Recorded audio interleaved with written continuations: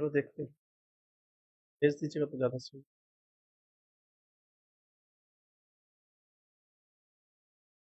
क्या हो गया?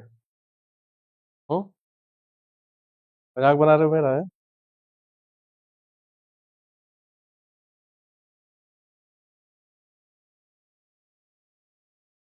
चल,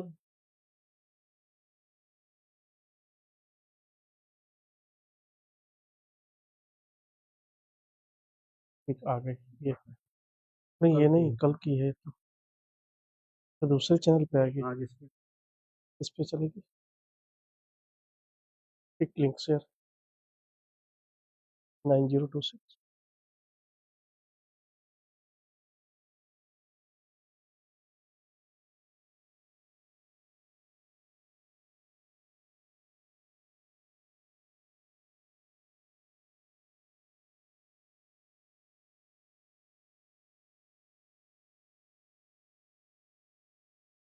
गुड आफ्टरनून क्लास। कल सेक्शन 100 और सेक्शन 101 जो था वो मैं पढ़ा रहा था। ठीक, सेक्शन 100 जो था, सेक्शन 100 में culpable homicide not amounting to murder का प्रोविजन किया गया है। और सेक्शन 101 जो है, सेक्शन 101 में किसकी बात की गई है? मर्डर जो है, मर्डर की डेफिनेशन जो है, डेफिनेशन दी गई है। तो देखिए, जब हम मर्डर की बात करते हैं तो मर्डर में देखिए क्या होना जरूरी है कि मर्डर में दोनों में ही कल्पेबल होमिसाइड और मर्डर की अगर हम बात करें कि ह्यूमन बीइंग होना चाहिए, डेथ होना चाहिए, लेकिन दोनों में ही डेथ होती है और दोनों में बहुत थोड़ा सा डिफरेंस है और वो डिफरेंस किस आधार पर है? तो जब हम बात करते हैं culpable homicide not amounting to murder, तो उसमें संभावना की बात की गई। और जब हम मर्डर की बात करते हैं तो उसमें संभावना को भी बताया गया है। और जहां पर डेथ जो है, डेथ का होना 100% तय है, उस प्रोबेबिलिटी जो है, प्रोबेबिलिटी की भी बात की गई है। तो प्रोबेबिलिटी ऑफ डेथ के आधार पर एक तो डिफरेंस हो सकता है, बाकी अदर पॉइंट्स जो है, अदर पॉइंट्स के आधार पर भी दोनों में डिफरेंस जो है, डिफरेंस किया जा सकता है। ठीक है, एक मिनट जरा मैं खोल लू इसको यूट्यूब।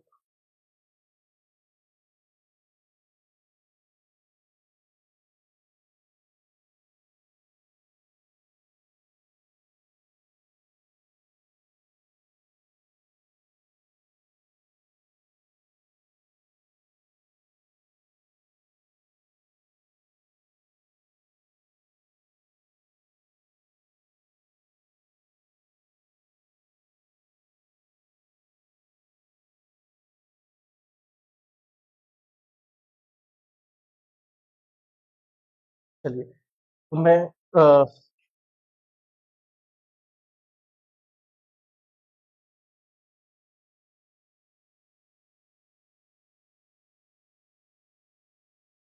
101 की बात करता हूँ। तो देखिए, सेक्शन दिख नहीं रहा होगा ना? दिख रहा है? सेक्शन क्या कह रहे हैं? बंद कर दे? दिख रहा है? तो देखिए, सेक्शन 100 जो है, सेक्शन 100 में हमने पहला पॉइंट जो बताया, पहला पॉइंट किसकी बात की है? इंटेंशन की बात की थी। और यहाँ पर भी देखिए, इंटेंशन वाला पॉइंट जो है, पहला पॉइंट यहाँ पर भी इंटेंशन के बारे में बताया गया है। ठीक, दूसरी अगर हम बात करें कि दूसरा यहाँ पर क्या बात की गई है, दूसरी जो बात की गई वो किसके बारे में बताया गया है? बॉडली इंजरी जो है, बॉडली इंजरी के बारे में बात की गई। तो बॉडली इंजरी की जब हम बात करते हैं तो यहाँ पर बॉडली इंजरी वाले पार्ट जो है, बॉडली इंजरी वाले पार्ट को यहाँ पर बी एंड इसमें सी क्लॉज जो है, इसमें डिवाइड किया गया है।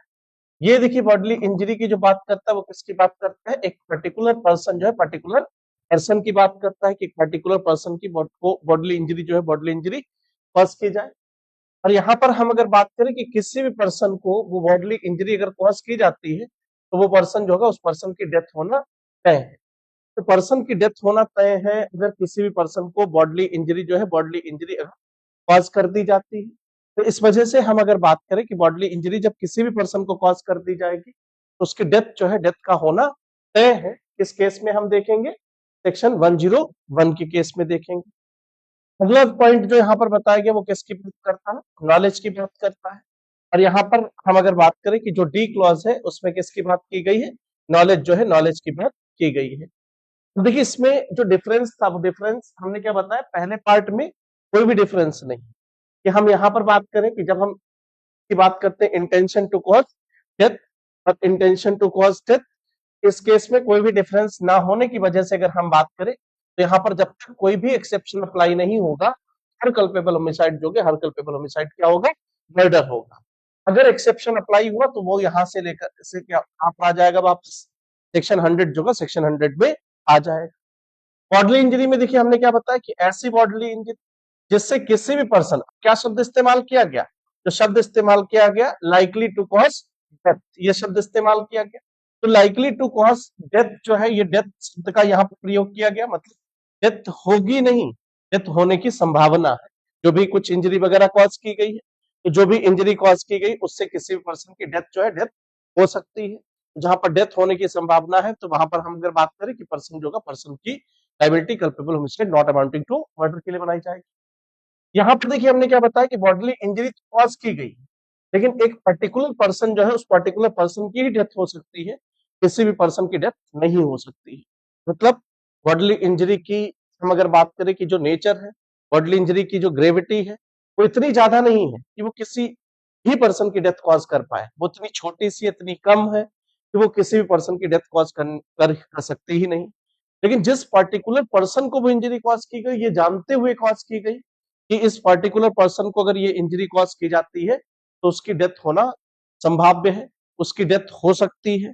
तो जिस पर्टिकुलर पर्सन को ये बॉडली इंजरी कॉज की गई उसकी डेथ हो सकती है, अगर ऐसी कोई संभावना है, ऐसी कोई प्रोबेबिलिटी है, तो वहां पर हम अगर बात करें कि सेक्शन 300 जो का सेक्शन 300 एप्लीकेबल होगा। तो देखिए यहाँ पर हमने क्या बताया, पार्टिकुलर पर्सन, और साथ में अगर हम बात करें कि क्या है, लाइकली टू कॉज डेथ। ठीक है, लाइकली टू कॉज डेथ, यहाँ पर जो शब्द है शब्द का प्रयोग किया गया है। तो जब हम बात करते हैं कि लाइकली टू कॉज डेथ जो शब्द इस्तेमाल किया गया, इसमें और इसमें देखिए इस पॉइंट में जो कॉमन है वो कॉमन है लाइकली टू कॉज डेथ वाली। इसमें और इसमें जो अंतर है वो अंतर किस बात पर है, ये एनी पर्सन की बात करता है, ये पर्टिकुलर पर्सन की बात करता है। क्लियर हो गई। तो यहाँ पर देखिए हम अगर बात करें कि जो थर्ड क्लॉज की हम बात करते हैं तो हमने क्या बताया कि cause such bodily injury which is sufficient to cause death any person in ordinary course of nature, such bodily injury is sufficient to cause death of any person. तो देखिए in ordinary course of business तो सामान्यतः ये होता ही होता है कि उस बॉडली इंजरी से किसी भी पर्सन की हो ही जाएगी। तो अब ऐसी कोई बॉडली इंजरी अगर कॉज की गई तो यहाँ पर देखिए जो कॉमन वाला पॉइंट है वो कॉमन वाला पॉइंट है कि यहाँ पर भी एनी पर्सन की डेथ की बात की गई और यहाँ पर भी एनी पर्सन की डेथ की बात की गई। बस अंतर किस बात का है कि यहाँ पर डेथ हो ही जाएगी, कहाँ पर, सेक्शन 101 में, और यहाँ पर डेथ जो है डेथ होने की संभावना है। तो इस आधार पर हम क्या कर सकते हैं कि डिफरेंस कर सकते हैं कि इस पॉइंट जो है इस पॉइंट में अंतर है। तो हम बात करते हैं नॉलेज, नॉलेज के बेस पे जब हम बात करते हैं तो जहां पर कोई पर्सन कोई ऐसा एक्ट करता है जो एक्ट अपने आप में कैसा एक्ट है, एक डेंजरस एक्ट है।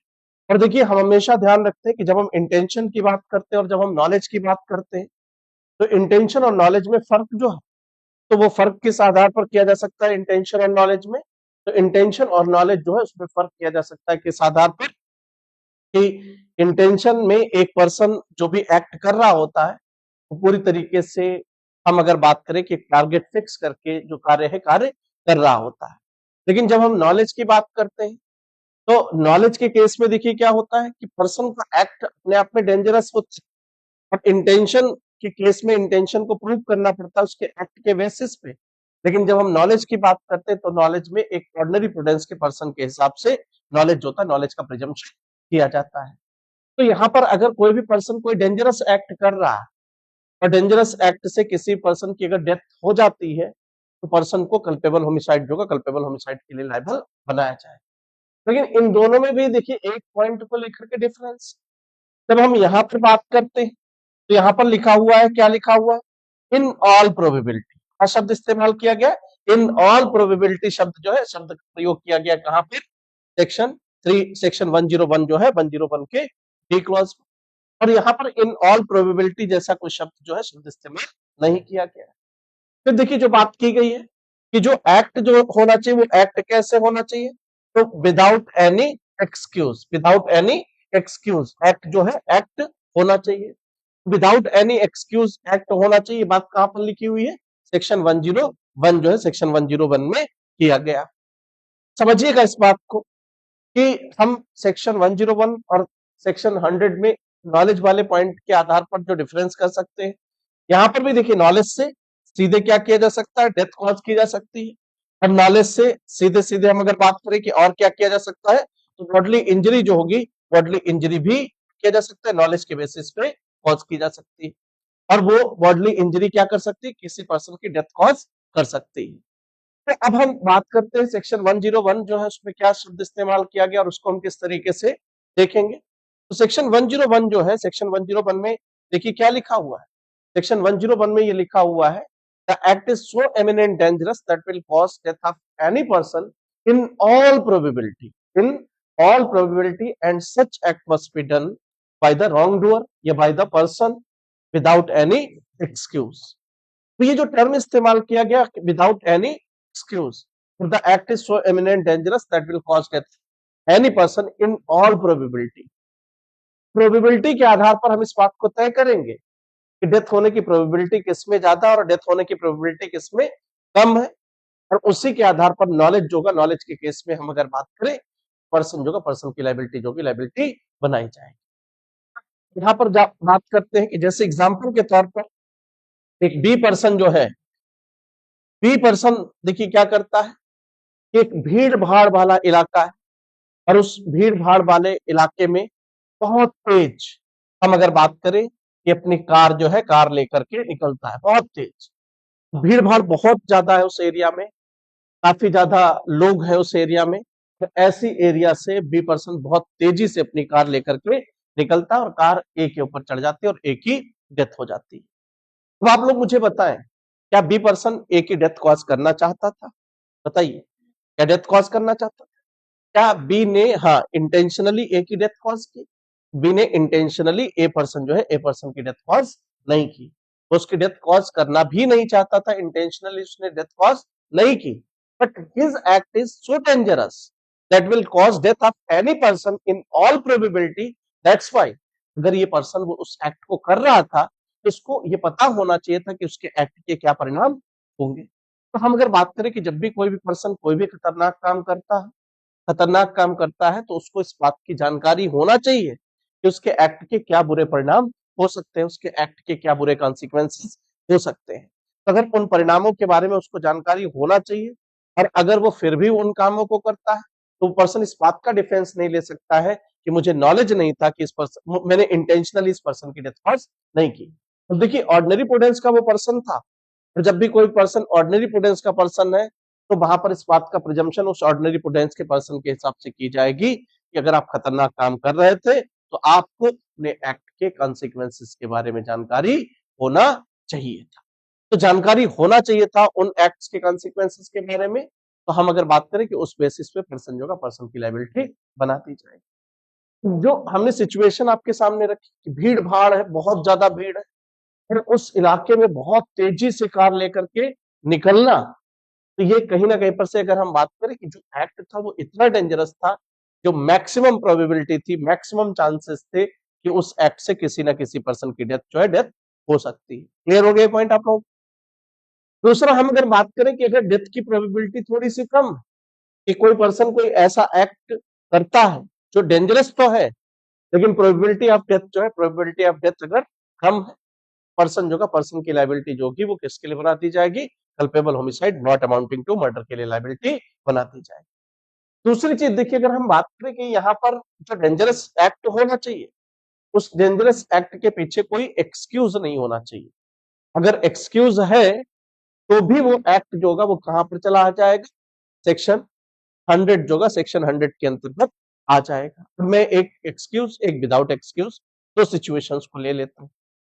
अगर हम बात करें कि मान लीजिए बी पर्सन जो था, बी पर्सन भीड़ भाड़ वाले इलाके में बहुत तेजी से, हम अगर बात करें कि कार जो है, कार लेकर के निकलता है भीड़ भाड़ वाले इलाके से बहुत तेजी से, फिर सिर्फ इनका जो पर्पस था वो एंजॉयमेंट करने के या एंजॉय करने के उद्देश्य से ये कार जो था, कार को उस इलाके से तेज लेकर के निकले थे। तो हम अगर बात करें कि एंजॉय करने का इनका उद्देश्य था, इनका जो उसके पीछे कारण था वो कारण क्या था कि बस हम अगर बात करें कि लापरवाही में वैसे ही काम कर रहे थे, लेकिन उसके पीछे कोई एक्सक्यूज वगैरह नहीं था। इनकी लायबिलिटी किसके लिए बनाती जाएगी? मर्डर के लिए बनाई जाएगी। लेकिन बी पर्सन अपनी कार उस इलाके से तेज लेकर के निकला और उसके पीछे रीजन ये था कि बी1 पर्सन जो था, बी1 पर्सन उसको दौड़ा रहा था उसकी डेथ कॉज करने के लिए। किसकी डेथ कॉज करने के लिए? बी की डेथ कॉज करने के लिए बी1 उसको दौड़ा रहा था। अपने आप को बचाने के लिए बड़ी तेजी से वो कार उस इलाके से लेकर के निकलता है। कार तेज चलाने के पीछे उद्देश्य है या नहीं है? तो यहाँ पर हम अगर बात करें कि कार को तेज चलाए जाने के पीछे उद्देश्य क्या है, कॉज क्या है उसके पीछे, तो उसके पीछे कॉज जो है वो कॉज ये है कि वो पर्सन जो था, पर्सन अपनी जान बचाने के लिए, अपनी लाइफ को बचाने के लिए इस तरीके से कार चला रहा। मतलब कहने का ये है कि act is done without any excuse या act is done with excuse. सही है। इस केस में क्या होगा? With excuse. तो हम अगर बात करें कि अगर वो विद एक्सक्यूज था, then person will be made liable for culpable homicide not amounting to murder. हम अगर बात करें कि विदाउट एक्सक्यूज था, देन हम अगर बात करें कि जो रॉन्ग डूअर होगा उसकी लायबिलिटी किसके लिए बना दी जाएगी? मर्डर जो होगा, मर्डर के लिए उसकी लायबिलिटी बना दी जाएगी। क्लियर हो गया आप लोगों को? समझ में आ गया? तो ये प्रोविजन हो गया। हमने culpable homicide amounting to murder and culpable homicide not amounting to murder. कहां पे इसमें डायरेक्ट दिखाएं या पढ़ लीजिएगा? पढ़ लीजिएगा।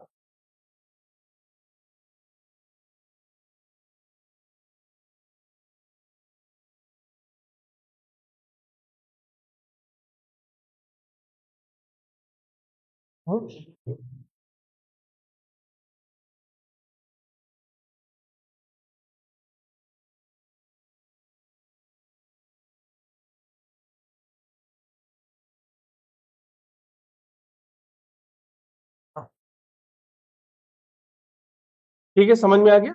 उसने कौन सा ऑफेंस कमिट किया है? कल्पेबल होमिसाइड का ऑफेंस कमिट किया है। देखिए यहाँ पर जब हम बात करते हैं तो इसके साथ में 5 एक्सेप्शंस बताए गए हैं। इसके साथ में 5 एक्सेप्शंस बताए गए हैं। तो सेक्शन 101 की जब हम बात करते हैं तो सेक्शन 1, अच्छा ये नहीं दिख रहा है। सेक्शन 101 की जब हम बात करते हैं तो सेक्शन 101 जो है, सेक्शन 101 में हमने क्या बताया कि कितने एक्सेप्शंस बताए गए? कि 5 एक्सेप्शंस जो है, 5 एक्सेप्शंस यहाँ पे बताए गए। देखिए जो 5 एक्सेप्शंस बताए गए सेक्शन 101 में, अगर सेक्शन 101 की किसी भी एक्सेप्शन में मामला आ जाता है तो मैटर वहां पर आने से मामला जो होगा, मामला कहां पर चला जाएगा? सेक्शन 100 जो है, सेक्शन 100 में चला जाएगा। तो देखिए पहला एक्सेप्शन जो बात करता है वो किसकी बात करता है? Grave and sudden provocation. किसकी बात करता है पहला exception? Grave and sudden provocation जो है, ग्रेव एंड सडन प्रोवोकेशन की बात करता है फर्स्ट एक्सेप्शन। तो हम अगर बात करें कि किसी पर्सन ने किसी दूसरे पर्सन की अगर डेथ कॉज कर दी, जो हो सकता है मर्डर की कैटेगरी में आता हो, लेकिन वो एक्ट कैसे किया गया है? ग्रेव एंड सडन प्रोवोकेशन में किया गया है। तो वहां पर पर्सन जो होगा, पर्सन की लाइबिलिटी जो की लाइबिलिटी किसके लिए बना दी जाएगी? मर्डर जो होगा, मर्डर के लिए ना बना करके culpable homicide not amounting to murder के लिए बनाई जाएगी। तो जैसे एग्जांपल के तौर पर अगर हम बात करें कि बी पर्सन ने ए पर्सन को क्या किया? सर से बांधा और बहते हुए पानी जो था, बहते हुए पानी में किसको फेंक दिया? ए पर्सन जो था, ए पर्सन को बहते हुए पानी में फेंक दिया। सर से बांधा, बहते हुए पानी में किसको फेंक दिया? ए पर्सन जो था, ए पर्सन को फेंक दिया किसने? बी ने। लेकिन उसके पीछे रीजन क्या था कि ए पर्सन जो था, ए पर्सन ने बी पर्सन को तेज थप्पड़ मारा। अचानक से बी खड़ा हुआ था और ए गया और उसने क्या किया कि उसको तेजी से एक थप्पड़ मारा। थप्पड़ मारा, उससे गुस्सा आया और उसने क्या किया कि पानी में उसको उठा करके फेंक दिया। यहाँ कोई फाइट नहीं हुई, या कोई फाइट नहीं हुई। थप्पड़ मारा और उसने गुस्सा आया और उसने पानी में फेंक दिया उसको। उसने गाली दी, उसने उठाया और उसको पानी में फेंक दिया। तो यहां पर हम अगर बात करें कि इसने जो डेथ कॉज की है, वो डेथ कैसे कॉज की है? Without any bodily injury. Without any, हमने क्या बताया? बॉडली इंजरी जो है, बॉडली इंजरी क्या किया गया है कि डेथ डेथ कॉज की गई किसके द्वारा? बी पर्सन जो था, बी पर्सन के द्वारा ए पर्सन की डेथ जो थी, डेथ कॉज की गई बिना किसी बॉडली इंजरी के। देखिए जब बिना बॉडली इंजरी के इन्होंने डेथ कॉज की तो ये कहां पर आ जाएगा? सेक्शन 101 के फर्स्ट पार्ट में और सेक्शन 100 के भी फर्स्ट पार्ट में ही ये आएगा। लेकिन यहाँ पर जैसे ही हमने क्या बताया कि ग्रेव एंड सडन प्रोवोकेशन वाली बात अप्लीकेबल होगी, तो जैसे ही ग्रेव एंड सडन प्रोवोकेशन मतलब एक्सेप्शन अप्लाई हो रहा, तो एक्सेप्शन अप्लाई होके ये मामला जो होगा, मामला कहां पर चला जाएगा, सेक्शन 100 जो होगा, सेक्शन 100 में ये मैटर जो होगा मैटर चला जाएगा। ये बात सभी लोगों को समझ में आ गई? मामला कहां पर चला जाएगा, सेक्शन 100 में। और क्यों सेक्शन 100 में ये मैटर चला जाएगा, क्योंकि ग्रेव एंड सडन प्रोवोकेशन एक एक्सेप्शन यहाँ फॉल कर रहा था। देखिए, हम जब बात करते हैं कि कल्पेबल होमिसाइड जो है वो एक डेथ का जो है, डेथ का एक स्पेसिफिक प्रोविजन है। तो जब हम उस स्पेसिफिक प्रोविजन को आपस में कंपेयर करेंगे, तो सेक्शन 100 जो है, सेक्शन 100 अगर सेक्शन 101 से हम कंपेयर करते हैं, तो सेक्शन 100 जो है वो एक जनरल प्रोविजन है कल्पेबल होमिसाइड का, और सेक्शन 101 क्या है, स्पेसिफिक प्रोविजन। हम जनरल प्रोविजन क्यों कहते हैं, क्योंकि सेक्शन 100 क्या कहता है, कल्पेबल होमिसाइड, कल्पेबल होमिसाइड, ठीक, अगर हम कहते हैं, और culpable homicide amounting to murder, तो कल्पेबल होमिसाइड एक जनरल अवधारणा है, उसी में स्पेसिफिक क्या हो जाता है, मर्डर हो जाता है। अब मर्डर का एक्सेप्शन जो होगा, तो वो मर्डर का एक्सेप्शन अगर है, तो वो किस में चला जाएगा, जनरल रूल में चला जाएगा। लेकिन जनरल एक्सेप्शन का भी अगर प्रोवाइजो है, अगर एक्सेप्शन का भी प्रोवाइजो है, तो वो किस में रहेगा, स्पेसिफिक रूल है, स्पेसिफिक रूल के अंतर्गत ही रहेगा। तो हम जब ग्रेव एंड सडन प्रोवोकेशन की बात करते हैं, ग्रेव एंड सडन प्रोवोकेशन में भी तीन एक्सेप्शंस बताए गए कि जो भी person grave and sudden provocation का बेनिफिट लेना चाहता है, तो वो पर्सन ने ही खुद ग्रेव एंड सडन प्रोवोकेशन जो है उसको इनवाइट ना किया हो। अगर उस पर्सन ने खुद ग्रेव एंड सडन प्रोवोकेशन को इनवाइट किया है, तो वो पर्सन जो होगा, वो person grave and sudden provocation जो है, ग्रेव एंड सडन प्रोवोकेशन का बेनिफिट नहीं ले सकता है, जिसने, हमने क्या बताया, खुद उसको इनवाइट किया हुआ है।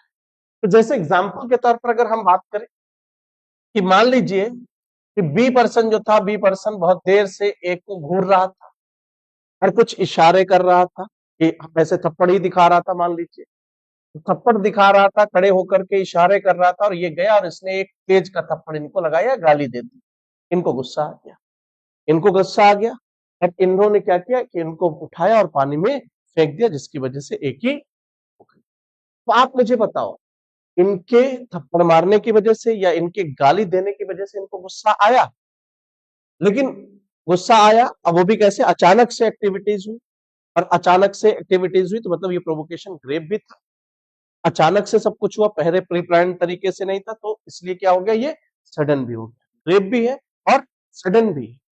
लेकिन ये ग्रेव एंड सडन प्रोवोकेशन जो बी को हुआ, उसमें क्या ए ने खुद से दिया था, या इसमें बी का अपना भी रोल था? बताइए, बी का रोल था प्रीति या नहीं था? बी का भी अपना रोल था, इसलिए इससे ग्रेव एंड सडन प्रोवोकेशन का कोई भी बेनिफिट नहीं दिया जाएगा, और इसकी लाइबिलिटी किसके लिए बना दी जाएगी, मर्डर के लिए लाइबिलिटी बनाई जाएगी। क्लियर हो गया आप लोगों को? दूसरा देखिए, हम बात करते हैं कि अगर कोई भी पब्लिक सर्वेंट कोई ऐसा एक्ट करता है, हमने क्या बताया कि कोई पब्लिक सर्वेंट है, पब्लिक सर्वेंट के द्वारा क्या किया जा रहा है कि कोई ऐसा एक्ट वगैरह किया जा रहा है जो, जिस एक्ट से सामने वाले पर्सन को ग्रेव एंड सडन प्रोवोकेशन अगर होता है, तो ग्रेव एंड सडन प्रोवोकेशन होती है, तो वहां भी वो पर्सन जो होगा, उस पर्सन को ग्रेव एंड सडन प्रोवोकेशन का बेनिफिट नहीं दिया जाए। जैसे एग्जांपल के तौर पर अगर हम बात करें कि मान लीजिए ए एक पब्लिक सर्वेंट था और बी एक, हम बात करते हैं कि हम एक माफिया टाइप का पर्सन था, तो अब ए एक पब्लिक सर्वेंट जो था और वो इनको अरेस्ट करने के लिए जाता है, और जैसे इनका हाथ पकड़ता और हाथ पकड़ के अपनी तरफ खींचता है, इनको अरेस्ट करने के लिए गाड़ी में बैठालने की कोशिश करता है, इनको अरेस्ट करने के लिए, इन्हें गुस्सा आता है और इन्होंने पब्लिक सर्वेंट जो था, पब्लिक सर्वेंट को शूट कर दिया। क्योंकि पब्लिक सर्वेंट ने जो किया है, उससे उस पर्सन को ग्रेव एंड सडन प्रोवोकेशन तो हुआ, वो ग्रेव एंड सडन प्रोवोकेशन हुआ किसके अगेंस्ट है, तो पब्लिक सर्वेंट जो अपनी लीगल ड्यूटीज का परफॉर्मेंस कर रहा था, उन लीगल ड्यूटीज का परफॉर्मेंस करने के अगेंस्ट, या उसकी लीगल ड्यूटीज जो उसने परफॉर्म की, उसकी वजह से उनको ग्रेव एंड सडन प्रोवोकेशन हुआ। तो इस वजह से हम अगर बात करें, तो यहाँ पर बी पर्सन जो होगा, बी पर्सन को ग्रेव एंड सडन प्रोवोकेशन का कोई भी बेनिफिट नहीं दिया जाएगा। क्लियर है?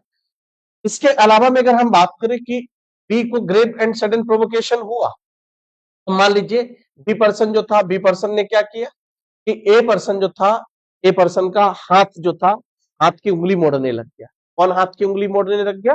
बी पर्सन ए के हाथ की उंगली को मोड़ रहा था। ए ने अपने आप को बचाने के लिए क्या किया कि बी के मुंह पे घूंसा मार दिया। देखिए बी के मुंह पे घूंसा मारा, जैसे ही घूंसा बी को लगा, बी को ग्रेव एंड सडन प्रोवोकेशन हुआ और उसने क्या किया, निकाली रिवॉल्वर और ए पर्सन को शूट कर दिया। समझिएगा यहां पर कि बी की उंगली मोड़ रहा था, ए की उंगली मोड़ रहा था बी, और ए ने क्या किया कि उसको घूंसा मारा, जिसकी वजह से ग्रेव एंड सडन प्रोवोकेशन उसको हुआ। ए क्या कर रहा था यहां पर? राइट टू प्राइवेट डिफेंस का इस्तेमाल कर रहा था या सेल्फ डिफेंस का इस्तेमाल कर रहा था? कौन? ए। किसके अगेंस्ट सेल्फ डिफेंस का इस्तेमाल कर रहा था? बी के अगेंस्ट। जैसे उसने बी के अगेंस्ट सेल्फ डिफेंस का इस्तेमाल किया, से उसको ग्रेव एंड सडन प्रोवोकेशन हुआ और उसने डेथ कॉज कर दी। तो इस आधार पर बी पर्सन जो होगा, बी पर्सन को ग्रेव एंड सडन प्रोवोकेशन का बेनिफिट नहीं दिया जाएगा। He will be made liable for the offence of murder. इसकी लाइबिलिटी जो बनाई जाएगी वो किसके लिए बनाई जाएगी? मर्डर जो होगा, मर्डर के लिए इसको लायबल बनाया जाएगा। बात क्लियर हो गई आप लोगों को? ठीक। तो इसमें इसमें इलस्ट्रेशंस भी पूछ लिए जाते हैं। दूसरी चीज, जब हम बात करते हैं यहाँ पर grave and sudden provocation, grave और नहीं लिखा हुआ, क्या लिखा है? ग्रेव एंड सडन प्रोवोकेशन लिखा हुआ। तो देखिए प्रोवोकेशन जो होना चाहिए, provocation must be grave, grave होना चाहिए, and provocation must be sudden, वो सडन भी होना चाहिए। सब कहने का ये एक साइकोलॉजिकल इफेक्ट की बात की गई कि अगर हमें किसी इंसिडेंट या किसी चीज के बारे में पहले से पता था और हम पूरे प्लान से प्लानिंग करके गए, तो हमारा माइंड जो होगा, माइंड थोड़ा बहुत क्या हम बेहतर कर रहे हैं और क्या गलत कर रहे हैं, इस बात को क्या कर सकता है कि अलग अलग कर सकता है या इसमें डिफरेंट कर सकता है। लेकिन अचानक से अगर कुछ हमने ऐसा देख लिया जिसके बारे में हमें पहले नहीं पता था और जो हमें गुस्सा दिलवा सकता है, तो वहां पर हम अगर बात करें कि इस तरीके का साइकोलॉजिकल इफेक्ट पड़ेगा कि हम अपना कंट्रोल ही अपने ऊपर खो बैठेंगे और किसी भी पर्सन के साथ में कोई किसी भी प्रकार का फोर्स वगैरह का हम इस्तेमाल कर सकते हैं। हमारा सेल्फ कंट्रोल हमारे ऊपर नहीं रह जाएगा। इसलिए प्रोवोकेशन जो होना चाहिए वो सडन जरूर होना चाहिए। अगर वो सडन नहीं है, रेप तो था बट सडन नहीं था, तो सडन नहीं था तो इसका मतलब पर्सन जो है, पर्सन प्री प्लान तरीके से उस काम को कर सकता है, सोच विचार के उस काम को कर सकता है। वहां पर हम अगर बात करें कि सेल्फ कंट्रोल उसने खो दिया, इस तरीके की चीजें जो है वो एग्जिस्टेंस में नहीं आई। तो ग्रेव होना चाहिए एंड सडन होना चाहिए। ग्रेव हम पर्सन टू पर्सन के हिसाब से नहीं देखेंगे। ग्रेव का मतलब क्या होना चाहिए कि ऑर्डिनरी प्रूडेंस के पर्सन के हिसाब से वो ग्रेव है या ऑर्डिनरी प्रूडेंस के पर्सन के हिसाब से वो ग्रेव नहीं है। तो अगर ऑर्डिनरी प्रूडेंस के पर्सन के हिसाब से वो ग्रेव है तो वो है, और अगर ऑर्डिनरी प्रूडेंस के पर्सन के हिसाब से वो ग्रेव नहीं है तो वो नहीं है। ऐसा हो सकता है। सोसाइटी की अगर हम बात करें तो सोसाइटी में बड़े अलग अलग टाइप के लोग रहते हैं।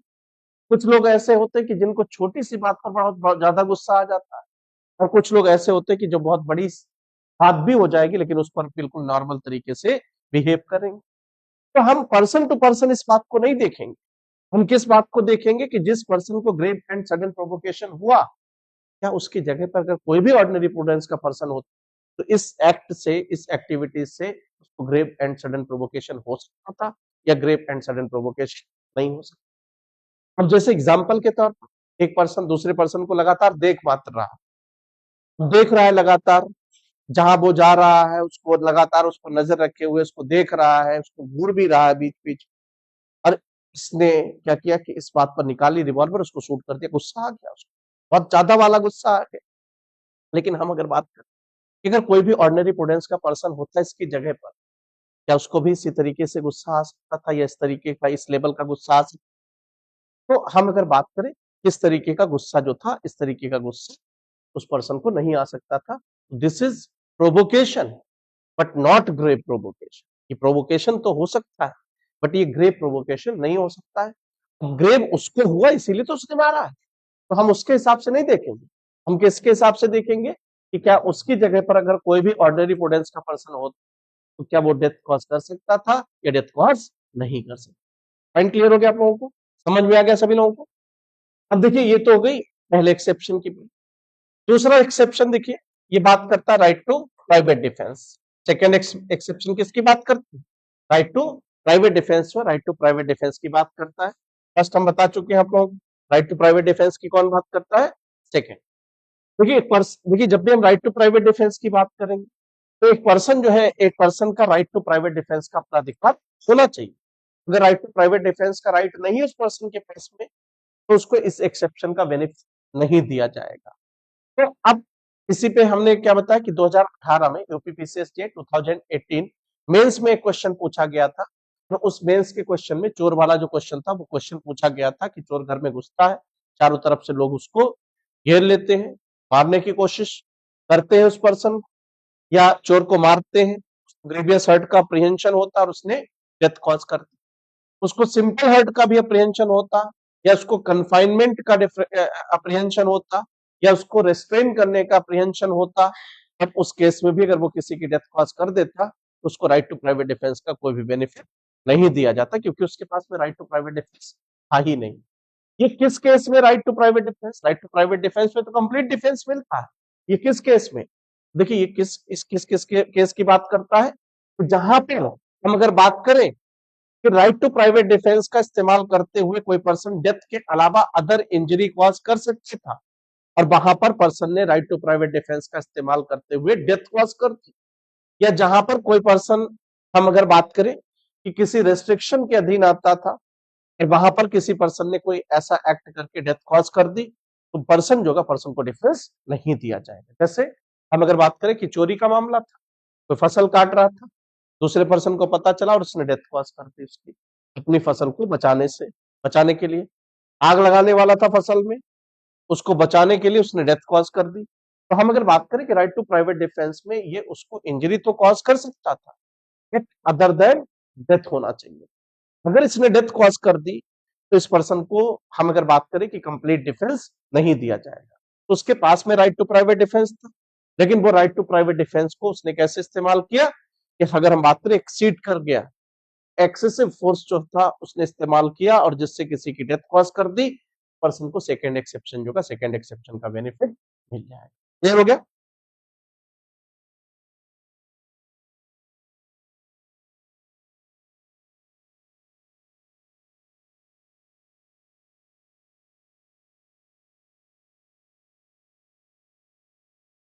आगे देखिए हम बात करते हैं थर्ड एक्सेप्शन। थर्ड एक्सेप्शन में देखिए जो बात की गई है, किस बारे में बताया गया है कि जहां पर पब्लिक सर्वेंट जो है, पब्लिक सर्वेंट अपनी लीगल ड्यूटीज जो है, लीगल ड्यूटीज का परफॉर्मेंस कर रहा है। कौन लीगल ड्यूटीज का परफॉर्मेंस कर रहा है? एक पब्लिक सर्वेंट जो है, पब्लिक सर्वेंट अपनी लीगल ड्यूटीज जो है, लीगल ड्यूटीज का परफॉर्मेंस कर रहा है। और लीगल ड्यूटीज जो है उनका परफॉर्मेंस करते हुए पब्लिक सर्वेंट को जो राइट दिया गया था, उस राइट से ज्यादा, या जो अधिकार उसको दिया गया था जिस काम को करने के लिए वो लीगली बाउंड, उससे ज्यादा का फोर्स इस्तेमाल करते हुए पब्लिक सर्वेंट ने अगर किसी की डेथ कॉज कर दी, तो वहां पर उसको क्या किया जाएगा? थर्ड एक्सेप्शन जो होगा, थर्ड एक्सेप्शन का बेनिफिट मिल जाएगा। जैसे एग्जाम्पल के तौर पर हम अगर बात करें कि किसी पर्सन को अरेस्ट करने के लिए एक बी पब्लिक सर्वेंट जो था, बी पब्लिक सर्वेंट गया किसी को अरेस्ट करने के लिए, बी पब्लिक सर्वेंट जो था, बी पब्लिक सर्वेंट गया। मान लीजिए इसने जो ऑफेंस कमिट किया था, वो ऑफेंस थेफ्ट कमिट किया था। किसने? बी1 पर्सन को अरेस्ट करने के लिए गया, और बी1 ने कौन सा ऑफेंस कमिट किया था? थेफ्ट का ऑफेंस कमिट किया था। पुलिस ऑफिसर जो था इसको अरेस्ट कर रहा था, लेकिन ये अपने आप को अरेस्ट से बचा करके भागने लगा और उसने निकाली अपनी रिवॉल्वर, बी1 पर्सन जो था, बी1 पर्सन को शूट कर दिया। तो अगर हम बात करें कि अपनी लीगल ड्यूटी का परफॉर्मेंस कर रहा था, लेकिन जितने फोर्स का इसको यूज करने का अधिकार था, जितने बल का प्रयोग करने का इसका अधिकार था, उससे ज्यादा फोर्स का इस्तेमाल करते हुए इसने डेथ कॉज कर दी। या जिस तरीके से ये इसको अरेस्ट कर सकता था, उस तरीके से इसने अरेस्ट उसको नहीं किया। इसने क्या किया कि अरेस्ट करने में, इसकी डेथ कॉज करने का इसका कोई राइट नहीं था। तो ये कर तो अपनी लीगल ड्यूटीज का परफॉर्मेंस ही रहा था, लेकिन ज्यादा फोर्स का इस्तेमाल करके इसने डेथ कॉज कर दी, इसलिए इसकी लाइबिलिटी जो होगी, liability culpable not amounting to murder के लिए बनाई जाएगी। लेकिन देखिए ये कोई बदला लेने की भावना से किया गया कार्य नहीं होना चाहिए यहां पर। दूसरी तरफ अगर हम बात करें, यही जो पर्सन था, इसी पर्सन ने मान लीजिए किसी दूसरा पर्सन जो था, दूसरे पर्सन का मर्डर कर रखा था। तो इस पर्सन ने अगर दूसरे पर्सन का मर्डर कर रखा था, किसने? B1 ने, तब इनको अरेस्ट करने के लिए जाते हैं और अरेस्ट करने में अगर उसको अरेस्ट नहीं कर पाते, अपने आप को अरेस्ट से बचाता है, भागने लगता है और तब डेथ कॉज कर देता है, तो क्या पुलिस ऑफिसर की लायबिलिटी तब भी बनाई जाएगी? तो पुलिस ऑफिसर की लायबिलिटी नहीं बनाई जाएगी, क्योंकि हम जब बात करते हैं यहाँ पर, तो जिस भी किसी पर्सन को अगर अरेस्ट किया जाना और वो अपने आप को अरेस्ट से बचाता है और वो ऑफेंडर है डेथ सेंटेंस से पनिशेबल ऑफेंस का या लाइफ इम्प्रिजनमेंट से पनिशेबल ऑफेंस का, तो उस केस में ऑफेंडर जो होगा, ऑफेंडर की लायबिलिटी जो होगी, ऑफेंडर को अरेस्ट करने में उसकी डेथ जो होगी, डेथ को भी कॉज किया जा सकता है। ये बात कौन कहता है? हम जब बात करते हैं सीआरपीसी, तो सीआरपीसी का सेक्शन 46 जो है, सेक्शन 46 इस बारे में बात करता है कि डेथ जो होगी, डेथ भी कॉज की जा सकती है। अब अगर हम बात करें कि यहाँ पर डेथ कॉज करना तो वैलिड है, लेकिन चोर को गोली मारना ये वैलिड नहीं। एक केस आप लोगों ने पढ़ा होगा, दाखी सिंह का केस पढ़ा होगा, तो दाखी सिंह के केस में भी यही बात जो थी, यही बात कोर्ट के द्वारा हेल्ड की गई थी कि इलीगल ऑर्डर को मानने के लिए बाउंड नहीं कोई भी सबॉर्डिनेट ऑफिसर में वरिष्ठ ऑफिसर जो होगा, उसके किस आदेश को, इलीगल ऑर्डर जो होगा उसको मानने के लिए बाउंड नहीं है। अगर वो इलीगल ऑर्डर को मानता है, तो कोई एक्ट करता है, तो उसको इस आधार पर डिफेंस जो का डिफेंस नहीं दिया जाएगा। क्लियर है? अब हम बात करते हैं थर्ड के बाद में फोर्थ, जो इसका एक्सेप्शन है, थर्ड एंड थर्ड के बाद में फोर्थ। देखिए फोर्थ एक्सेप्शन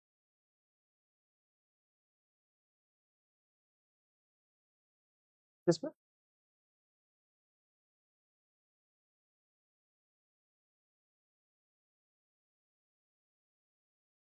नहीं, बिलीव्स नहीं होगा, यहां पर नहीं होगा। वो हमने अलग सिचुएशन बताई थी।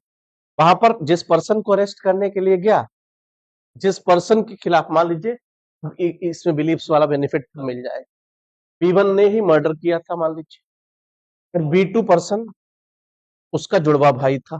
ठीक है, क्या हुआ कि B2 जो था, B2 ने देखा पुलिस आ रही और इसने भागना शुरू कर दिया। इसने भागना शुरू कर दिया, पुलिस ऑफिसर ने शक्ल मिलाई, जो भी फोटो उसके पास में था, और दौड़ाया और दौड़ाते रहे, रुकने के लिए कहा, नहीं रुका, B2 को शूट कर दिया। मर्डर करने वाला कौन था? B1 था। His act is actually not justified by, his act is actually not justified by law, but by reason of mistake of fact, he believes himself to be justified by law. That's why he is entitled to taking the defense, section 79 of Indian Penal. भारतीय दंड संहिता जो है, भारतीय दंड संहिता के किस section का इसको बेनिफिट मिल जाएगा? 79 जो का 79 का बेनिफिट इसको मिल जाएगा। और इसमें किस सेक्शन का बेनिफिट मिलेगा? सेक्शन 17 का बेनिफिट मिल जाएगा। बात क्लियर हो गया आप लोगों को? तो ये बेनिफिट यहाँ पर मिस्टेक ऑफ फैक्ट का डिफेंस होगा, मिस्टेक ऑफ फैक्ट का डिफेंस दिया जाएगा।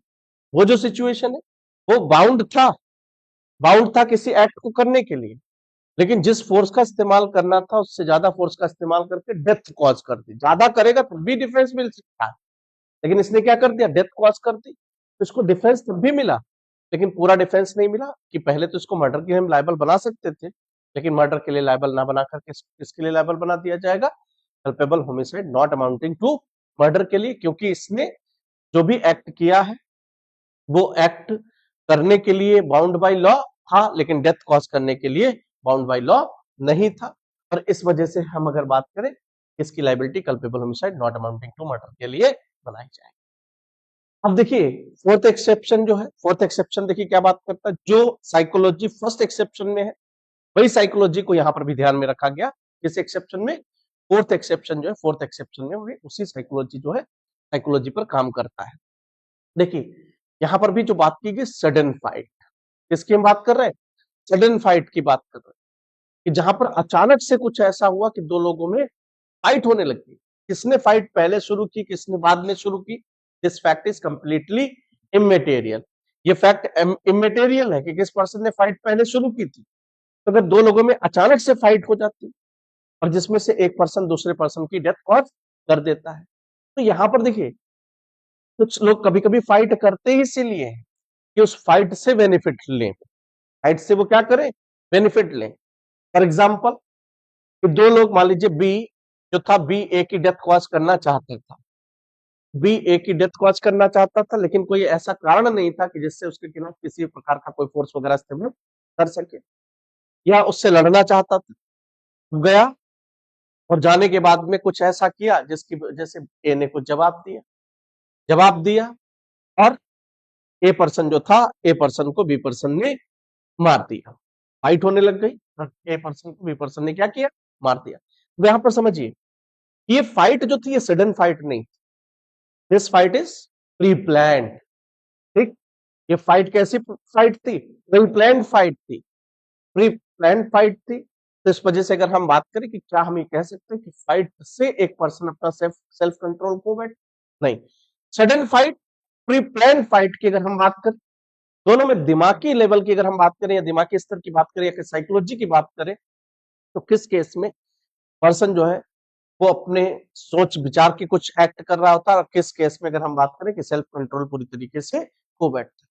तो सडन फाइट के केस में हम अगर बात करें कि पर्सन जो होगा वो अपना सेल्फ कंट्रोल पूरी तरीके से खो बैठेगा और उस केस में अगर उसने किसी की डेथ कॉज कर दी तो उसको क्या किया जाएगा कि जो डिफरेंस होगा, डिफरेंस मिलेगा इस सेक्शन का, सेक्शन 101 के एक्सेप्शन नंबर 4 का। और डिफेंस कंप्लीट नहीं है, ये डिफेंस है but this defence is not complete defence. और इसकी लाइबिलिटी जो कि लाइबिलिटी किसके लिए बना दी जाएगी, culpable homicide not amounting to murder के लिए लाइबिलिटी बना दी जाएगी। एक मिनट जरा हम ये देख लें, कमेंट्स देख लेते हैं।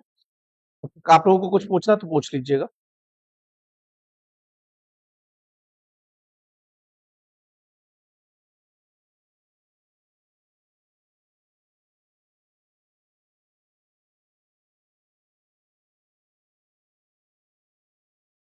फिल्म्स के पॉइंट ऑफ व्यू से प्रिंटेड कंटेंट दे देंगे लेकिन लिखवाना पॉसिबल नहीं है, ठीक है, लिखवा नहीं पाएंगे, प्रिंटेड कंटेंट जो होगा वो आपको मिल जाएगा, ठीक है।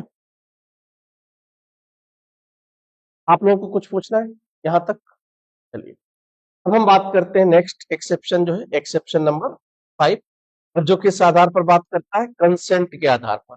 किस आधार पर? कंसेंट। देखिए यहाँ पर जो कंसेंट की बात की गई वो कंसेंट कितने एज के पर्सन की होने चाहिए, 18 साल। 18 साल से नीचे के किसी पर्सन के द्वारा अगर कोई कंसेंट दी गई है तो एक्सेप्शन नंबर 5 जो है, एक्सेप्शन नंबर 5 अप्लीकेबल नहीं होगा। एक्सेप्शन नंबर 5 को लागू होने के लिए जरूरी क्या है कि पर्सन जो है, पर्सन की एज कितनी होनी चाहिए, 18 साल जो है, 18 साल से क्या होना चाहिए, नीचे की एज होना चाहिए। 18 साल से, सॉरी, उच्च की एज होना चाहिए, 18 साल से नीचे की एज नहीं होना चाहिए। कौन सी एज होना चाहिए, ऊपर। देखिए यही सेम प्रोविजन कहीं और भी हम लोगों ने पढ़ा था कि जहां पर हमने क्या बताया कि डेथ के मामले में अगर कोई पर्सन कंसेंट दे तो उस पर्सन को डिफेंस नहीं दिया जाएगा, खंड। कहां पढ़ा था? 37 सेक्शन 25 में पढ़ा था। 37 तो प्राइवेट डिफेंस में चले गए आप। क्या 87 बोल रहे हैं? भूल जाओ उसको। ठीक है, तो 87 में भी दिया गया, 87 आईपीसी और सेक्शन 25 बीएनएस में सेम प्रोविजन किया गया, ठीक है। तो 87 जो है, 80, सॉरी मैं भी बोलने लग गया, ठीक। हमने क्या बताया, सेक्शन 25 जो है, 25 में ये बात की गई और वहां पर भी एज ऑफ कंसेंट जो थी कितनी लिखी हुई थी, 18 साल लिखी हुई थी। तो अब जब इस एक्सेप्शन की बात करते हैं, पांचवें एक्सेप्शन की बात करते हैं, तो फिफ्थ एक्सेप्शन में देखिए ये बताया गया है कि जहां पर कोई पर्सन खुद की डेथ कॉज करने की कंसेंट देता है, वॉलंटारी नॉन फिट इंजुरिया की जब हम बात करते हैं, तो एक पर्सन खुद की डेथ कॉज करने की कंसेंट देता है, क्या उस कंसेंट के आधार पर जो पर्सन है उस पर्सन को कंप्लीट डिफेंस दिया जा सकता है? तो देखिए हम अगर बात करें कि किसी भी पर्सन ने अगर खुद की डेथ कॉज करने का कंसेंट दिया है, तो दूसरा पर्सन उसकी कंसेंट के आधार पर ही उसकी डेथ कॉज कर देता है, तो उस पर्सन को इस सेक्शन का कोई भी, सॉरी, उस पर्सन जो है, उस पर्सन को सेक्शन का कंप्लीट डिफेंस ना मिल करके थोड़ा सा डिफेंस क्या मिल जाएगा कि लाइबिलिटी मर्डर की ना बन करके culpable homicide not amounting to murder के लिए बना दी जाएगी। देखिए यहाँ पर जो एज ऑफ कंसेंट है वो एज ऑफ कंसेंट कितनी लिखी हुई है, 18 साल।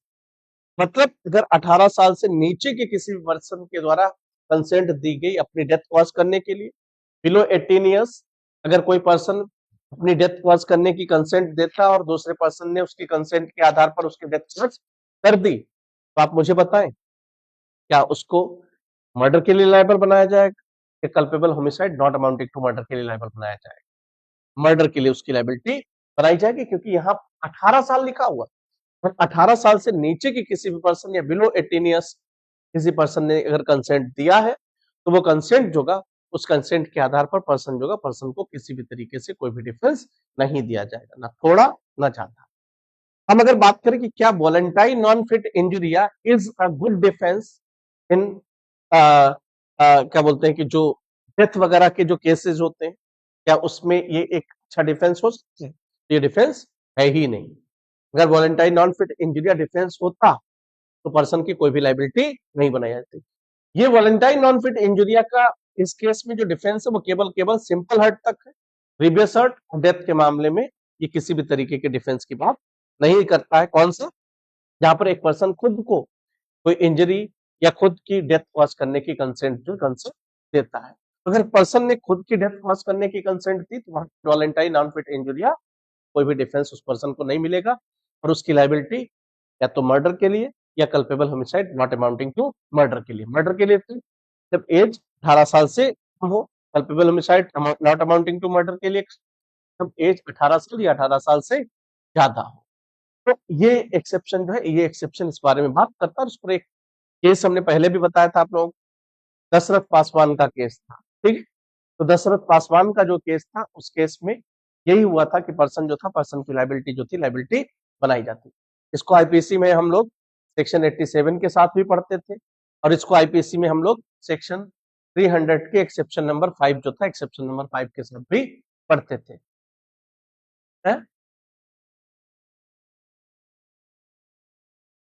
एक और था केस, नगवा साकिन, नगवा साकिन का। हम्म, वो बहुत सारे केसेस है, तो ये एक लीडिंग केस था इस पर। हाँ होगा, वैसे बहुत सारे मिल जाएंगे। तो समझ में आ गया आप लोगों को? सेक्शन 101 तक क्लियर हो गया। देखिए 101 के बाद में 102 मैं आप लोगों को बता देता हूँ। 102 जो है, 102 का जो प्रोविजन यहाँ पर किया गया है आई बीएनएस में, ये प्रोविजन 301 में हुआ करता था, कहाँ? आईपीसी में।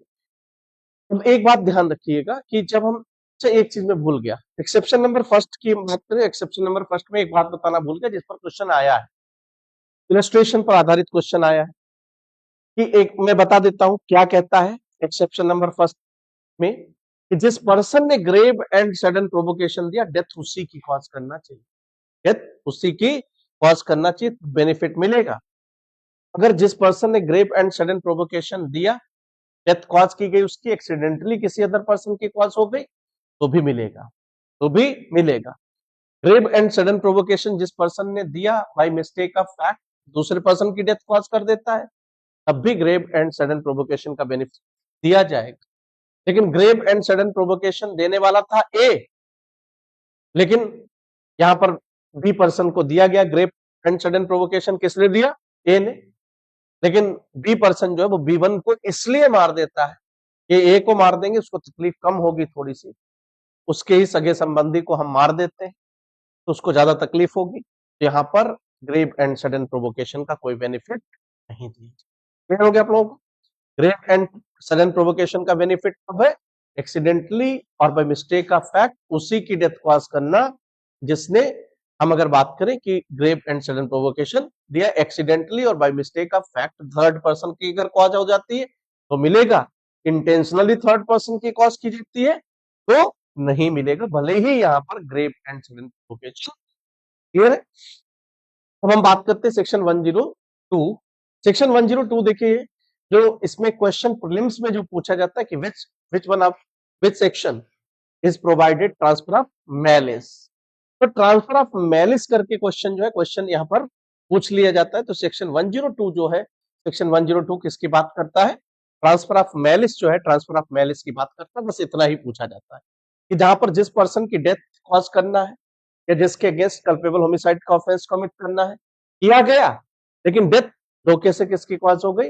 अदर पर्सन जो था, अदर पर्सन की कॉज हो गई, तो इसी को हम क्या कह देते हैं? Transfer of malice. Transfer of malice के केस में हम अगर बात करें कि पर्सन जो होगा, पर्सन की लाइबिलिटी जो होगी, लाइबिलिटी किस सेक्शन के अकॉर्डिंग बनाई जाएगी? 102 जो होगा 102 के अकॉर्डिंग बनाई जाएगी। समझ में आ गया आप लोगों को?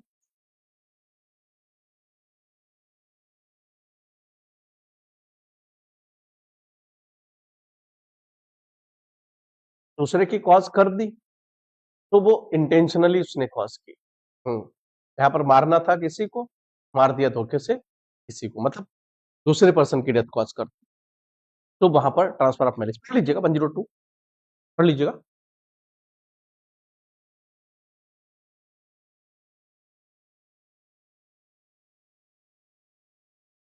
हम्म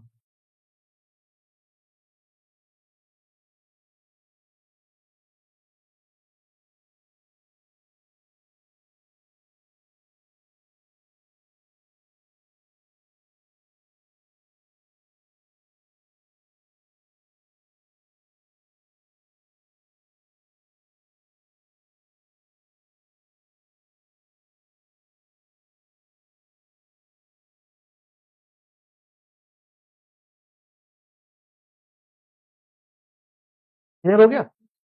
देखिए सेक्शन 103 नहीं पढ़ना है हम लोगों को, बस जानना है केवल इतना कि 103 में क्या किया गया है, पनिशमेंट ऑफ मर्डर दिया गया है। ठीक, फिर हम बात करते हैं 104।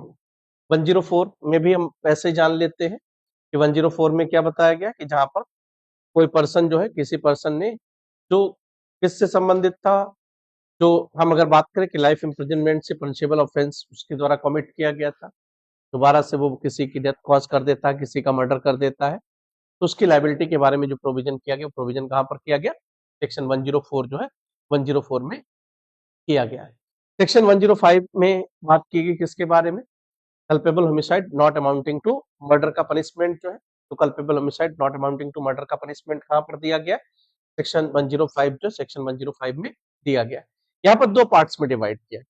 हम जब नॉलेज की बात करेंगे, इंटेंशन की बात करेंगे कि इंटेंशनली अगर किसी ने कल्पेबल होमिसाइड का ऑफेंस कमिट किया है, तो इंटेंशनली अगर कल्पेबल होमिसाइड का ऑफेंस कमिट किया है तो उसको लाइफ इम्प्रिजनमेंट, लाइफ इम्प्रिजनमेंट, या हम अगर बात करें कि कम से कम जो सजा दी जा सकती है वो 5 और 10 के बीच में दी जा सकती है, मतलब मैक्सिमम लाइफ इम्प्रिजनमेंट हो सकती है।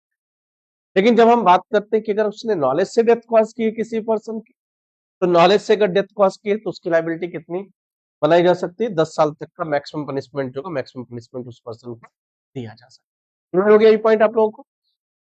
अब देखिए सेक्शन 105 के बाद में सेक्शन 106। 106 देखिए किस बारे में बात करता है, ये बात करता है negligence, death cause by negligence, उपेक्षा के द्वारा मृत्यु जो है, उपेक्षा के द्वारा मृत्यु की बात करता है। तो इसी सेक्शन को लेकर के आप लोगों ने सुना होगा, काफी कुछ डिस्प्यूट वगैरह हुआ था, हिट एंड रन की जो बात की गई थी। तो यहाँ पर हम अगर बात करें कि अगर कोई पर्सन नेग्लिजेंटली किसी की डेथ कॉज कर देता तो उसकी लाइबिलिटी के बारे में सेक्शन 106 जो है वो 6 बताता है।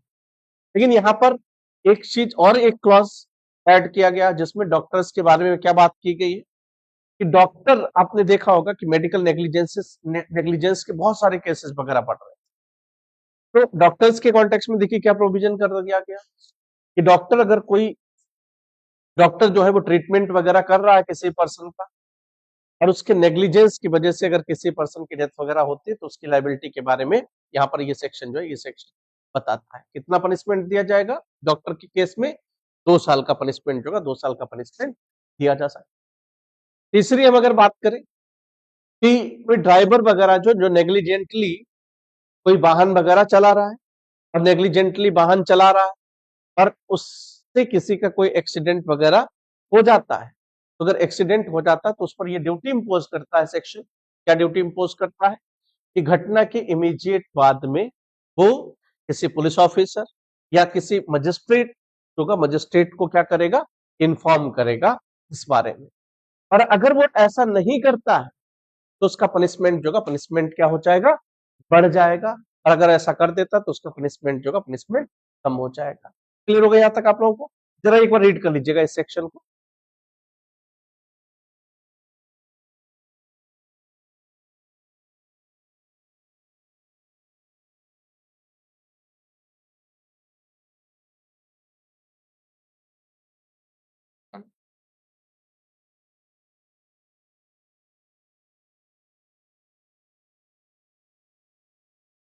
हम्म वैसे कितना पनिशमेंट दिया जाएगा? 5 साल का दिया जाएगा। डॉक्टर को कितना दिया जाएगा? 2 साल का। हाँ,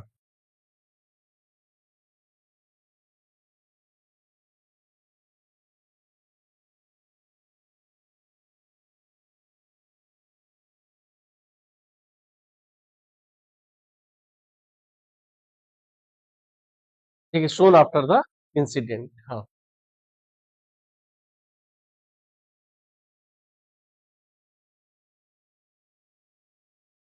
shall also be liable to, ठीक है, ये बात लिखती है कि 10 साल का पनिशमेंट होगा, 10 साल का पनिशमेंट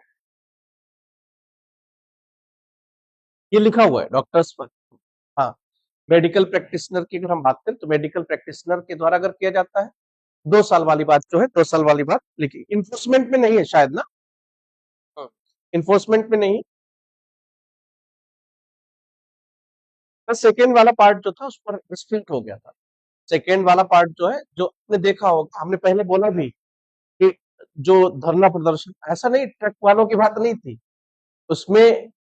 ये था कि कोई भी, भाई आप अपनी ही कार अगर चला रहे हैं, अपने ट्रक वालों पर ही एप्लीकेबल नहीं था। ये सभी लोग जो थे, सभी लोगों पर ये पॉइंट जो था, ये पॉइंट एप्लीकेबल था। जितने भी लोग थे उन पे सब पे था कि अगर किसी भी गाड़ी वगैरह से अगर एक्सीडेंट हो जाता है तो वहां पर इंफॉर्मेशन जो कि इंफॉर्मेशन देनी पड़ेगी।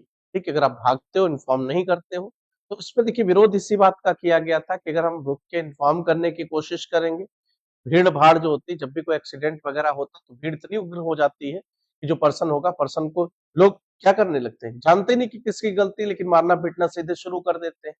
तो इसीलिए तो लोग भागते हैं।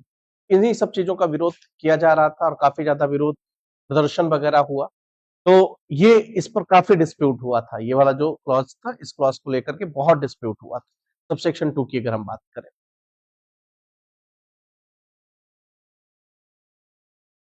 हम्म वाइकेरियस लाइबिलिटी की अगर हम बात करेंगे तो वाइकेरियस लाइबिलिटी जो होती है, वाइकेरियस लाइबिलिटी बनाई जाती है, लेकिन ऐसा नहीं था। हाँ हाँ, वही बात करें कि ऐसा नहीं था कि किसी की, कोई भी पर्सन, देखिए जरूरी नहीं कि ड्राइवर आपकी कार को चला रहा हो, आप अगर चला रहे हैं, आपसे एक्सीडेंट हुआ तो लाइबिलिटी आपकी भी इसी सेक्शन के अकॉर्डिंग बनाई जाएगी। ठीक, अब चूंकि जो ट्रक ड्राइवर वगैरह थे, ठीक है, अब या तो उनको इस तरीके से मैसेजेस वगैरह दिए गए कि धरना प्रदर्शन में कोई इलीट क्लास का जो पर्सन था वो नहीं गया, इस तरीके के धरना प्रदर्शन, चक्का जाम वगैरह जो किया गया, उसमें इन्हीं सब लोग जो थे, यही सब लोग जो थे इनमें इन्वॉल्व थे। ठीक है, लेकिन इसका मतलब ये नहीं था कि ये केवल इन्हीं पर अप्लीकेबल था, सब पर अप्लीकेबल था, बाकी लोग शामिल नहीं हुए। ठीक है, ये हम बात करते सेक्शन,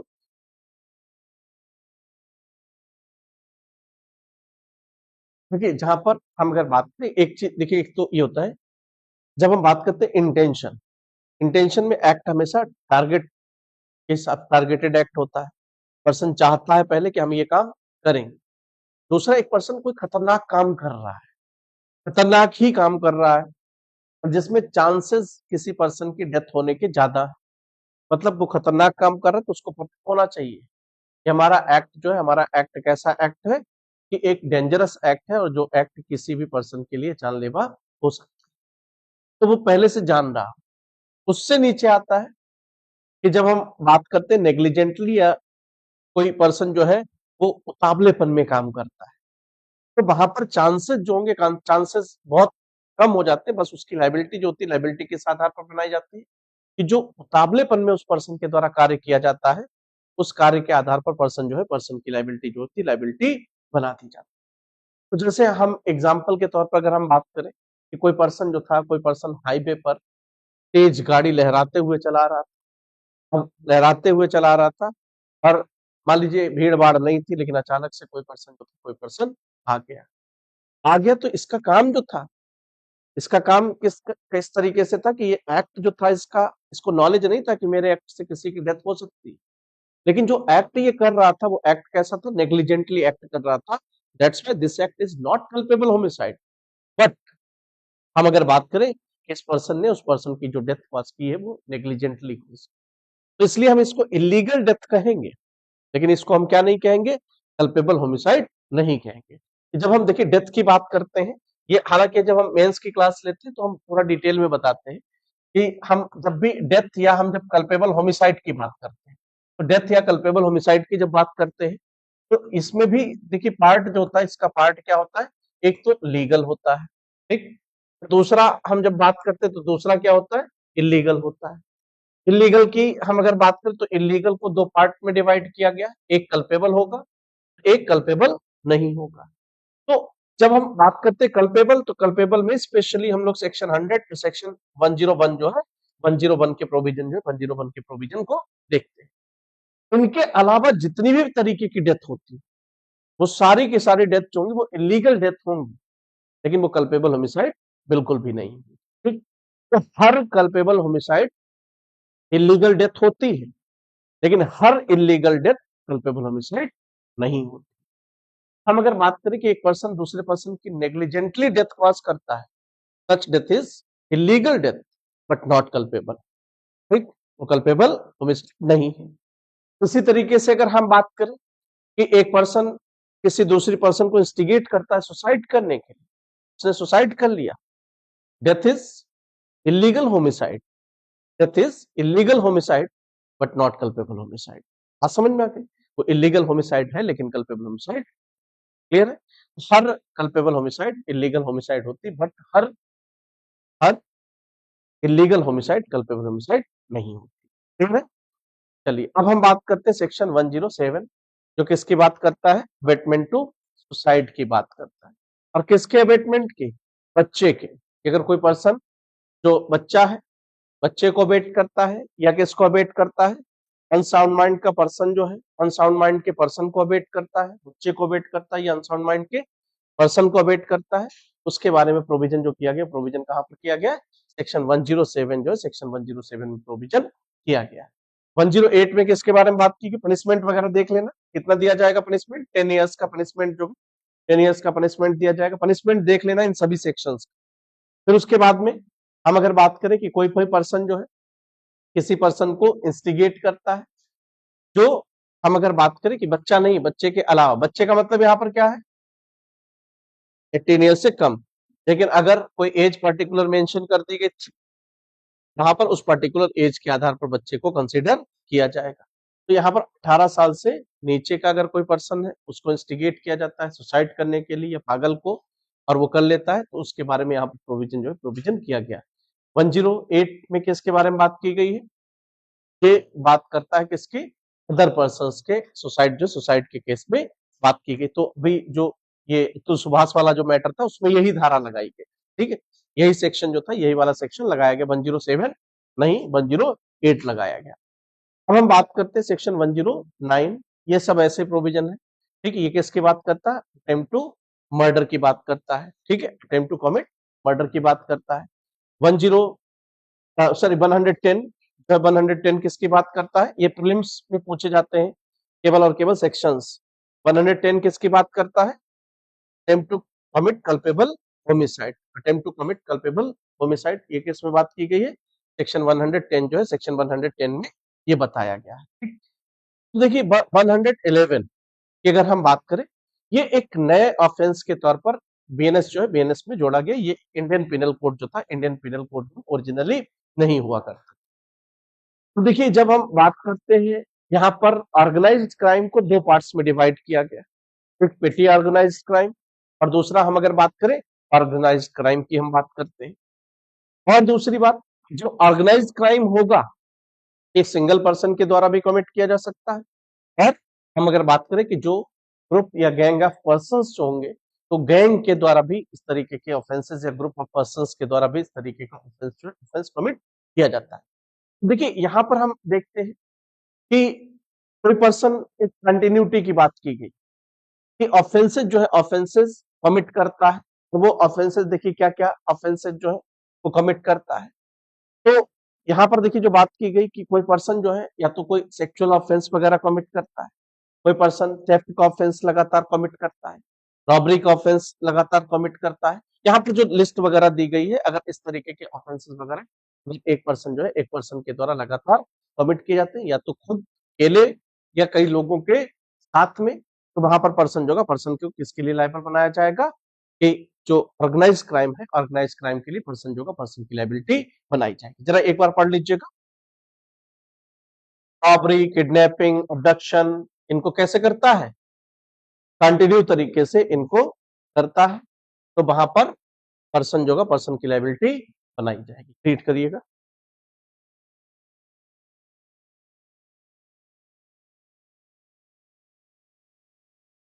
अभी क्या लिखा है? कंटिन्यूइंग अनलॉफुल एक्टिविटी, सतत तरीके से लगातार किया जाना चाहिए अनलॉफुल एक्टिविटी, जिसके अंदर हमने क्या बताया?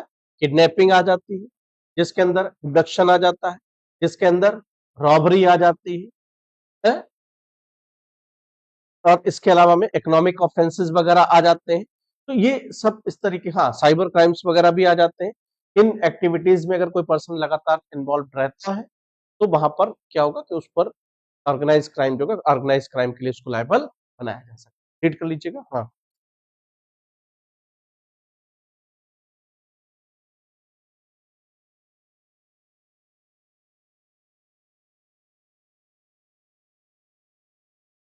हम्म।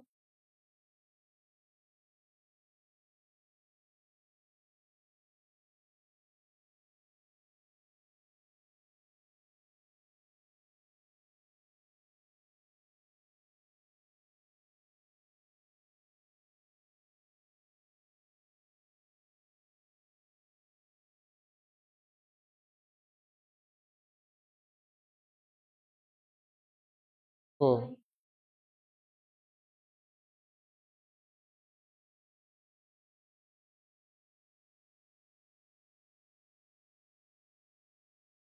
बेनिफिट्स, ठीक। कोई बेनिफिट वगैरह लेने के लिए, फाइनेंशियल बेनिफिट वगैरह लेने के लिए किया जाता है, तो वो उसने कौन सा ऑफेंस कमिट किया? ऑर्गेनाइज। देखिए प्रीलिम्स में क्या इंपॉर्टेंट, इसमें मैं बताता हूँ। जो ऑर्गेनाइज क्राइम की जो लिस्ट है, वो लिस्ट में क्या क्या ऑफेंसेस दिए गए, प्रीलिम्स के पॉइंट ऑफ व्यू से आपका इंपॉर्टेंट रहेगा। दूसरा जो है पेटी ऑर्गेनाइज क्राइम। पेटी ऑर्गेनाइज क्राइम की जब हम बात करते हैं, तो इसका प्रोविजन कहां पर किया गया है? सेक्शन 112 में किया गया है। अब यहाँ पर भी कुछ ऑफेंसेस वगैरह जो है, ऑफेंसेस वगैरह बताए गए। प्रीलिम्स के पॉइंट ऑफ व्यू से हमें इतना ही जानना है, किन किन केसेस में पेटी ऑर्गेनाइज क्राइम और कौन से में ऑर्गेनाइज क्राइम जो है, ऑर्गेनाइज क्राइम के अंतर्गत मामला आएगा। तो पेटी ऑर्गेनाइज क्राइम में पे केसेस पढ़ लीजिएगा। नेक्स्ट किस में आएगा? पेटी में आएगा या उसमें आएगा ऑर्गेनाइज क्राइम? पेटी ऑर्गेनाइज क्राइम में थेफ्ट आएगा, ठीक है।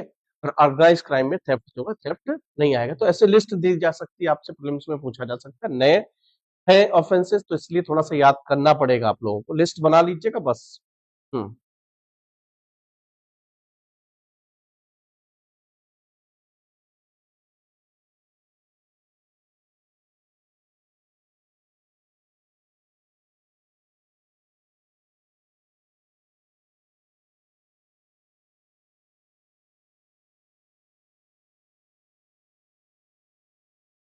हम्म। हम्म। ठीक है, क्लियर हो गया। फिर नया ऑफेंस, टेररिस्ट एक्ट। देखिए टेररिस्ट एक्ट को किस सेक्शन, सेक्शन नंबर भी याद रखना है, सेक्शन 113। देखिए बहुत आसान है, इसमें कुछ याद नहीं करना आप लोगों को, वैसे टिक हो जाएगा।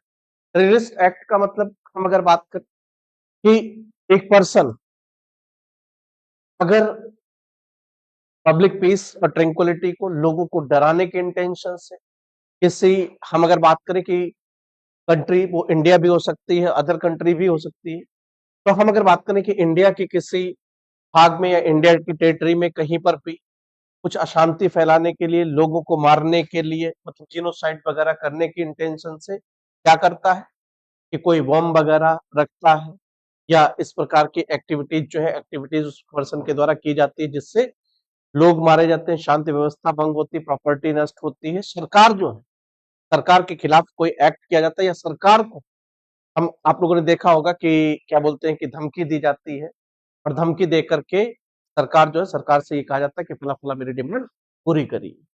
तो इस तरीके की जो एक्टिविटीज हैं, बॉम्ब वगैरह रखना या उनका विस्फोट वगैरह करना, जो चीजें हम जनरली जान रहे होते हैं किसके अंतर्गत आ जाएंगी ये टेररिस्ट एक्टिविटीज जो है टेररिस्ट एक्टिविटीज के अंतर्गत आ जाएंगे। बहुत आसान है, पढ़िए देखिए अभी सब चीजें क्लियर हो जाएंगी, इसमें बहुत ज्यादा कुछ सोचने विचारने वाला नहीं है, पढ़िए।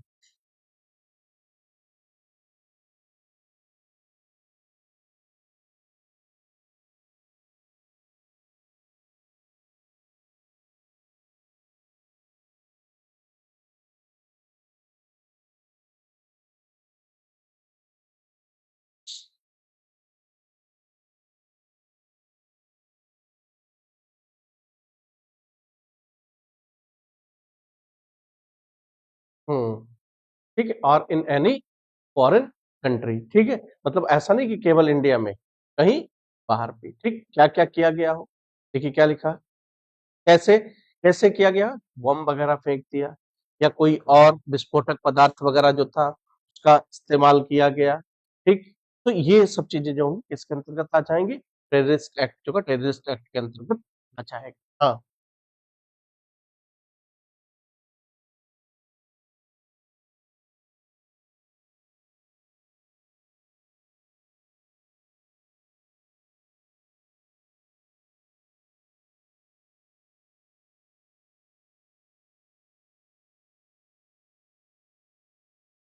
तो, तो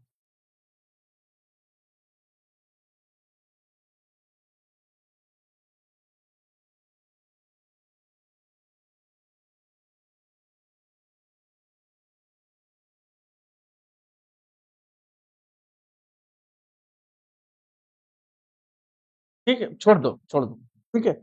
हम अगर बात करें कि किसके अंतर्गत आ जाएंगे, अच्छा, सरकार पे जो दबाव वाला बनाने वाली हमने बात बताई थी, क्या वो टेररिस्ट एक्टिविटीज में आएगा, आएगा, ठीक, कैसे आएगा, कैसे आएगा, हाँ, इलीगल तरीके से हम बात कर रहे हैं, ऐसा नहीं कि हम लोग धरना प्रदर्शन कर रहे हैं तो, ठीक है, दबाव बनाना नहीं, मतलब इलीगल तरीके से दबाव बनाना, कि जैसे आपने मूवीज वगैरह में देखा होगा कि फला फला पर्सन जो है टेररिस्ट वगैरह किसी को अगर अरेस्ट वगैरह किया गया इस प्रकार का, तो हम अगर बात करें कि हाँ किसी प्रकार का ऐसा कोई निगोशिएशन वगैरह अगर किया जाता है तो वो कहीं ना कहीं पर से हमारी सोवरेनिटी के अगेंस्ट है, कोई भी ऐसा आघात या कोई भी ऐसा हमला जो सोवरेनिटी पर भी इफेक्ट डालने वाला है तो भी वो टेररिस्ट एक्टिविटीज के अंतर्गत, क्लियर है।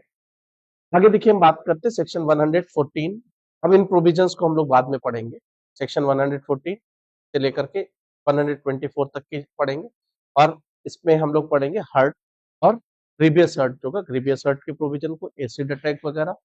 एक क्वेश्चन अक्सर पूछा जाता था कि कन्फेशन वगैरह करने के लिए पर्सन जो है पर्सन को क्या किया जाना, हर्ट या ग्रेवियस हर्ट की धमकी दिया जाना, 330 को पूछा जाता था, ठीक है, 330, तो वो सब प्रोविजन जो होंगे वो सब प्रोविजन हम लोग कल की क्लास में डिस्कस करेंगे जो प्रीलिम्स के पॉइंट ऑफ व्यू से इंपॉर्टेंट, ठीक है, मेंस के पॉइंट ऑफ व्यू से ग्रेवियस हर्ट वगैरह पूछ लिया जाता है, और एपीओ में बिल्कुल अलग टाइप का क्वेश्चन पूछा गया था कि कितने ग्रीवियस हर्ट जो है ग्रीवियस हर्ट में कितने तरीके के जो हर्ट जो है हर्ट के बारे में बताया गया, कितने हर्ट बताए गए, 8 तरीके के हर्ट के बारे में स्पेशली जो है स्पेशली वहां पर लिखा हुआ है, ठीक है, थैंक यू क्लास।